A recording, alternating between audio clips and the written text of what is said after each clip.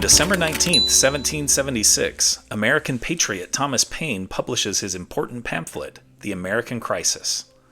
Paine was born in Thetford, England in 1737. He had almost no formal education and tried various occupations with little success. Unlucky in love as well, Paine had 2 failed marriages. But how did Thomas Paine become one of the most important voices of the American Revolution? And how did the American Crisis have an immediate impact on George Washington's troops?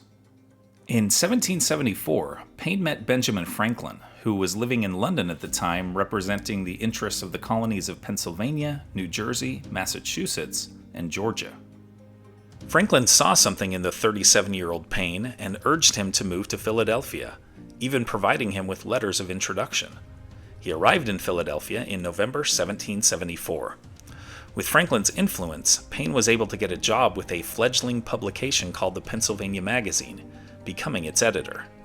He published numerous articles for the periodical, including a scathing condemnation of the slave trade entitled African Slavery in America. In January 1776, Paine published his most famous work, a pamphlet called Common Sense, which played a major role in convincing colonists of the merits of independence. The formal Declaration of Independence came in July, but the second half of 1776 went wretchedly for George Washington and the Continental Army. His troops were crushed in New York City and forced to flee across New Jersey and make camp on the Pennsylvania side of the Delaware River.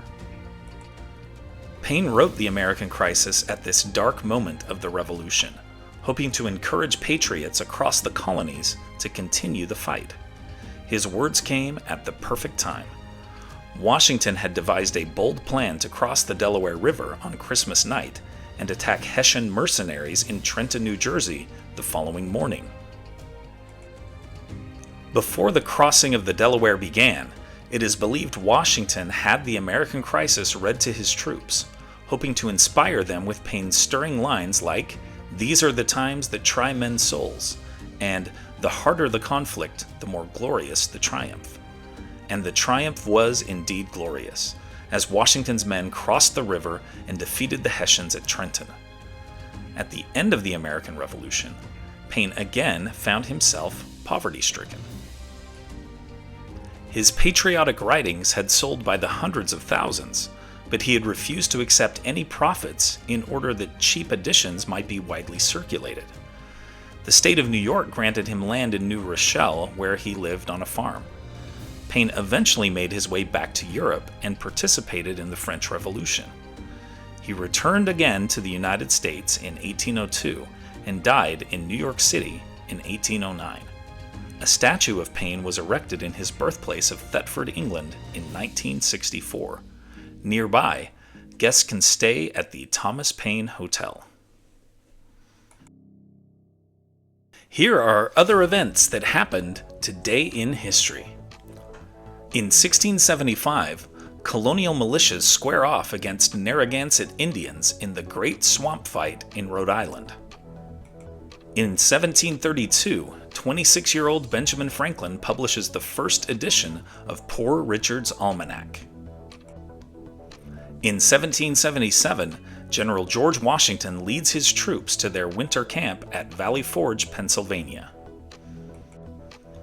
In 1917, the 4-team NHL opens its first season with a game between Montreal and Ottawa. In 1984, Britain agrees to return Hong Kong to China in 1997, ending a territorial lease that began in 1898. In 1997, James Cameron's epic drama Titanic, one of history's highest-grossing movies, opens in theaters. In 1998, the U.S. House of Representatives approves articles of impeachment against President Bill Clinton.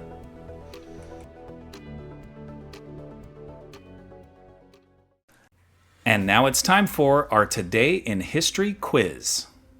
After the construction of the Berlin Wall, when was the first time large numbers of West Berliners were allowed to cross into East Berlin to visit relatives for the holidays?